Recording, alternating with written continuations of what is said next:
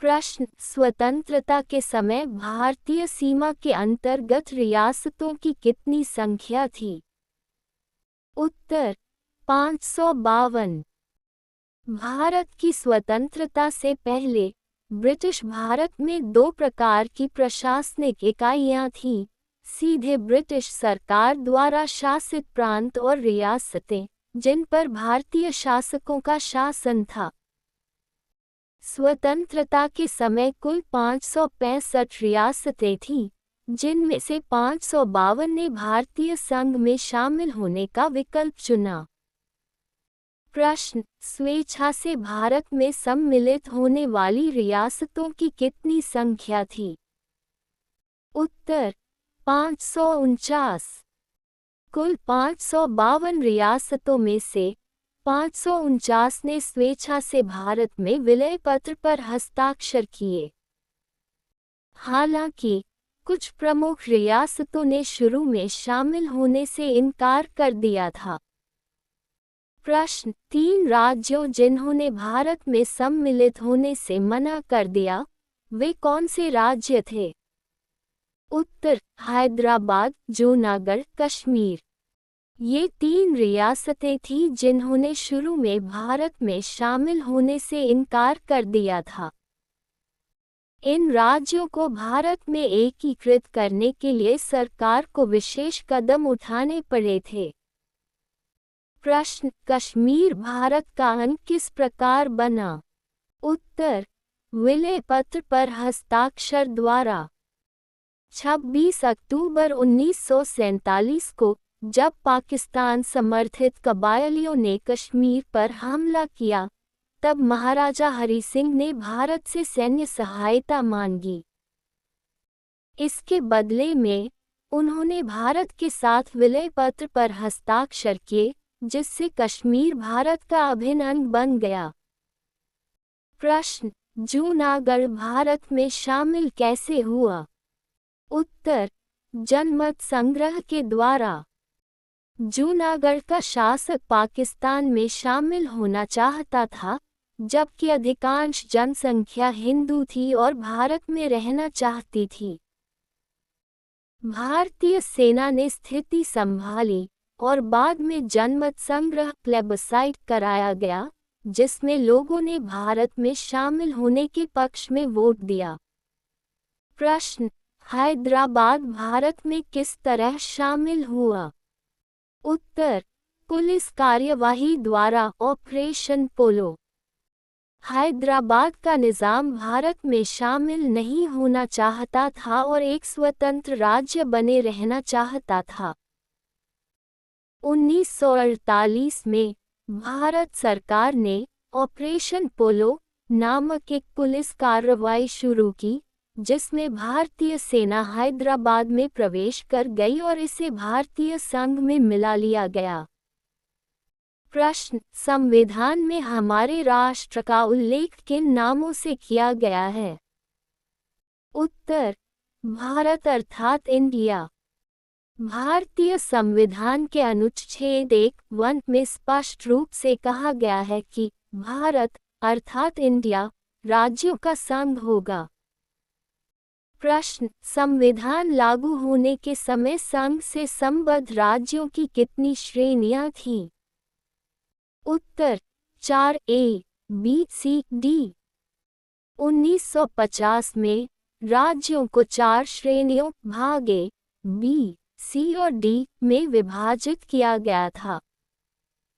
ये श्रेणियां ब्रिटिश भारत के पुराने प्रांतों और रियासतों पर आधारित थीं। प्रश्न, 1950 में 4 श्रेणियों में विभक्त राज्यों की संख्या थी। उत्तर, A श्रेणी में 9 राज्य, B श्रेणी में 9 राज्य, C श्रेणी में 10 राज्य एवं D श्रेणी में 1 राज्य, कुल 29 राज्य। जैसा कि ऊपर उल्लेख किया गया है, संविधान लागू होने पर भारत के राज्यों को इन श्रेणियों में विभाजित किया गया था। इस विभाजन का उद्देश्य प्रशासनिक सुविधा था। प्रश्न, डी श्रेणी में उल्लिखित राज्य क्षेत्र कौन था? उत्तर, अंडमान व निकोबार द्वीप समूह। डी श्रेणी में केवल एक ही क्षेत्र था और वह था अंडमान और निकोबार द्वीप समूह, जिसे सीधे केंद्र सरकार द्वारा प्रशासित किया जाता था।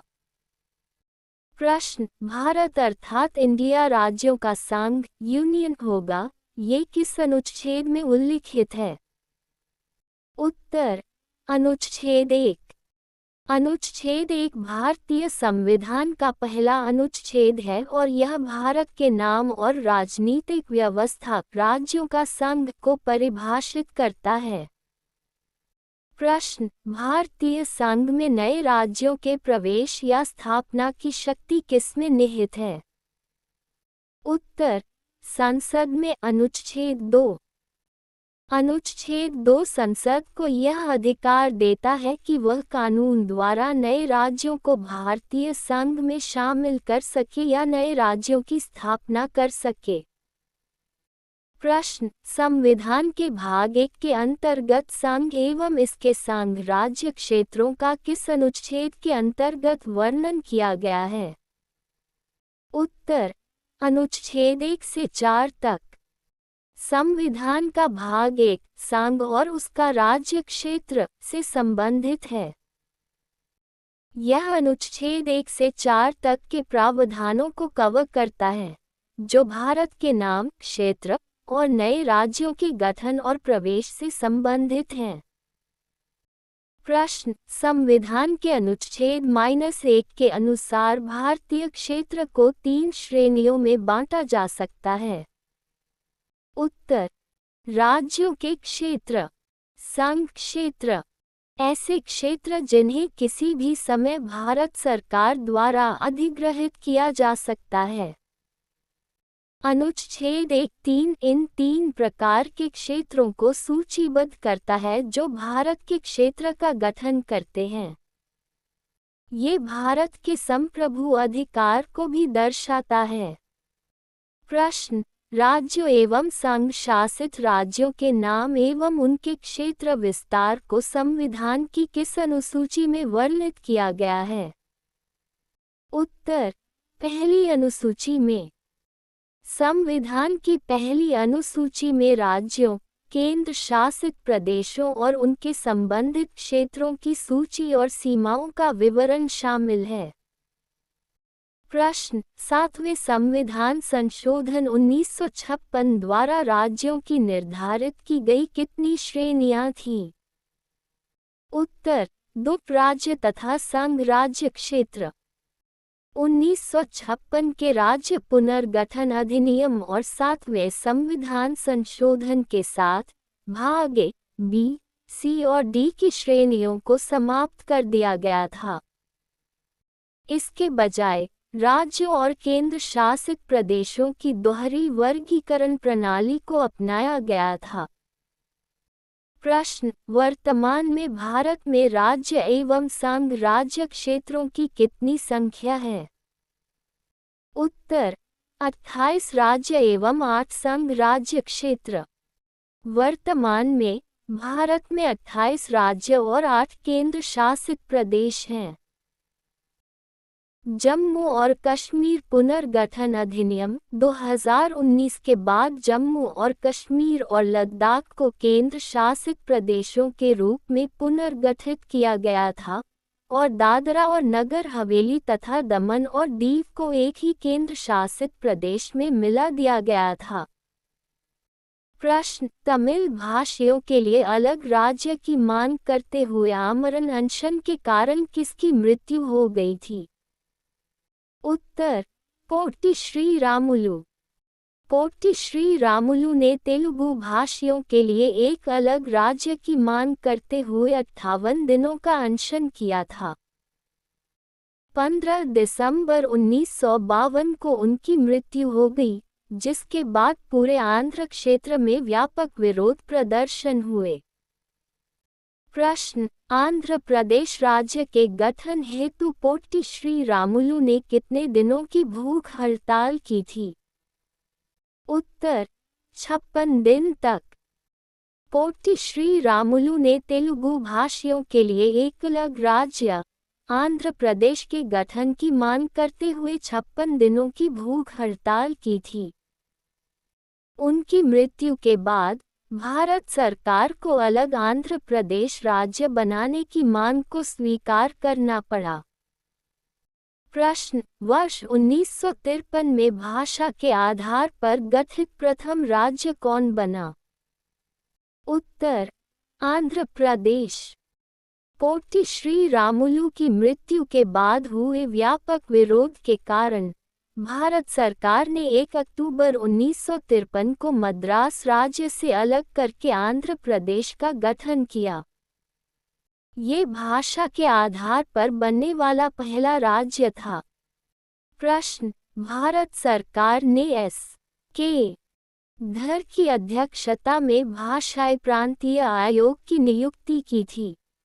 उत्तर: जून 1948 में।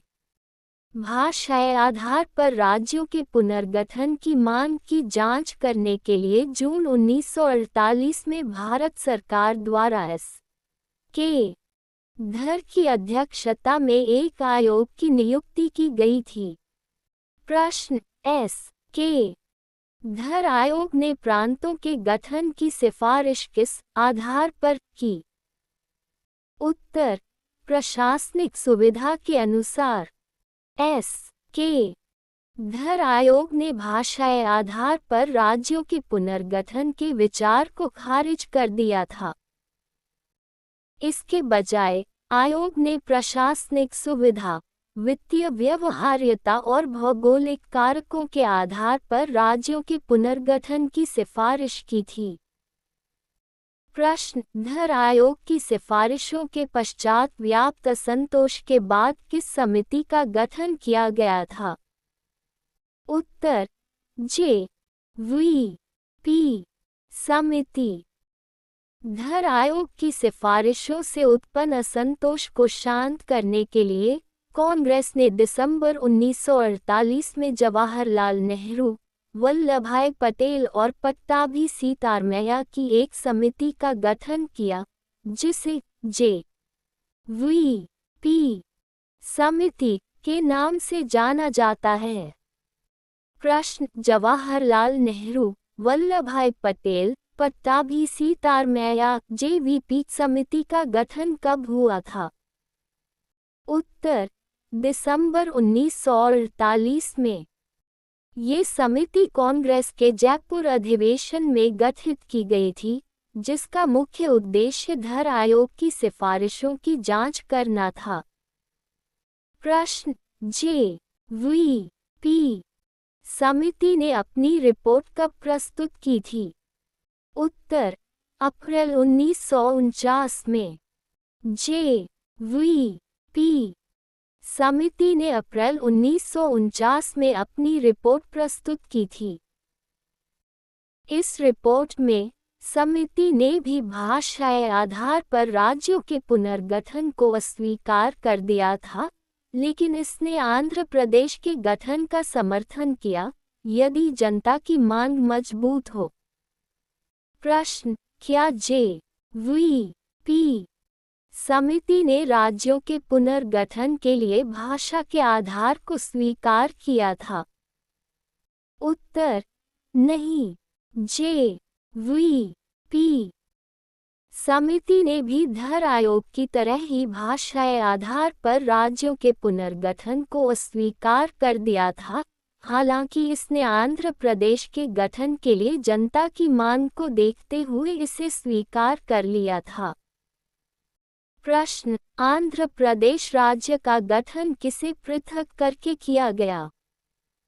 उत्तर: मद्रास से। 1953 में तेलुगु भाषी क्षेत्रों को मद्रास राज्य से अलग करके आंध्र प्रदेश का गठन किया गया था। प्रश्न: फजल अली आयोग ने राज्य पुनर्गठन योजना के लिए कितने कारकों की पहचान की थी? उत्तर: 4। फजल अली आयोग, जिसे 1953 में गठित किया गया था, ने राज्यों के पुनर्गठन के लिए 4 प्रमुख कारकों की पहचान की थी। आय, देश की एकता और सुरक्षा का संरक्षण और सुदृढ़ीकरण। ई, भाषाई और सांस्कृतिक एकरूपता। ई, वित्तीय, आर्थिक और प्रशासनिक तर्क। एव, प्रत्येक राज्य में लोगों के कल्याण की योजना और संवर्धन। प्रश्न, यदि भारतीय संघ में नए राज्यों का सृजन किया जाना है तो संविधान की किस अनुसूची में संशोधन करना आवश्यक होगा? उत्तर, प्रथम अनुसूची में। पहली अनुसूची में राज्यों और केंद्र शासित प्रदेशों की सूची और उनके क्षेत्रों का विवरण होता है। इसलिए, जब भी कोई नया राज्य बनाया जाता है, तो इस अनुसूची में संशोधन करना आवश्यक होता है। प्रश्न, भारत में एक नया राज्य बनाने के लिए किस प्रकार का बहुमत चाहिए? उत्तर, साधारण बहुमत। भारतीय संविधान के अनुच्छेद 3 के अनुसार, संसद साधारण बहुमत से किसी नए राज्य का गठन, मौजूदा राज्यों की सीमाओं में परिवर्तन या नाम में बदलाव कर सकती है। प्रश्न, नए राज्य के गठन की शक्ति किसमें निहित है? उत्तर, संसद में। अनुच्छेद 3 में ये स्पष्ट रूप से कहा गया है कि संसद के पास कानून द्वारा नए राज्यों का गठन करने, उनके क्षेत्रों, सीमाओं या नामों में परिवर्तन करने की शक्ति है।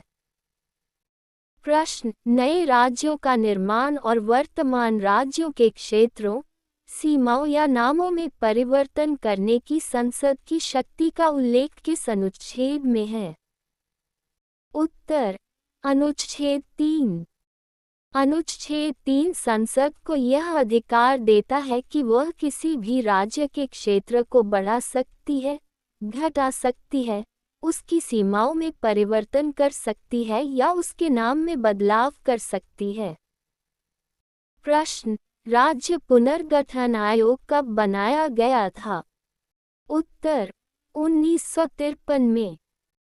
भाषाई आधार पर राज्यों के पुनर्गठन की मांग को देखते हुए, भारत सरकार ने 1953 में फजल अली की अध्यक्षता में एक 3 सदस्यीय राज्य पुनर्गठन आयोग का गठन किया था। प्रश्न, राज्य पुनर्गठन अधिनियम कब लागू किया गया? उत्तर, 1956 में। राज्य पुनर्गठन आयोग की सिफारिशों के आधार पर संसद ने 1956 में राज्य पुनर्गठन अधिनियम पारित किया। इस अधिनियम के माध्यम से भारत में राज्यों और केंद्र शासित प्रदेशों का व्यापक पुनर्गठन किया गया। प्रश्न, 1 नवंबर 1956 को राज्य पुनर्गठन आयोग ने कितने राज्य एवं संघ राज्य क्षेत्र बनाए जाने की सिफारिश की थी? उत्तर, 14 राज्य तथा 6 संघ राज्य क्षेत्र। राज्य पुनर्गठन आयोग ने अपनी रिपोर्ट में भारत को 14 राज्यों और 6 केंद्र शासित प्रदेशों में पुनर्गठित करने की सिफारिश की थी। ये सिफारिशें राज्य पुनर्गठन अधिनियम 1956 का आधार बनी। प्रश्न, राज्य पुनर्गठन आयोग में सदस्यों की संख्या कितनी थी? उत्तर, 3। राज्य पुनर्गठन आयोग एक 3 सदस्यीय निकाय था। इसमें एक अध्यक्ष और 2 अन्य सदस्य शामिल थे।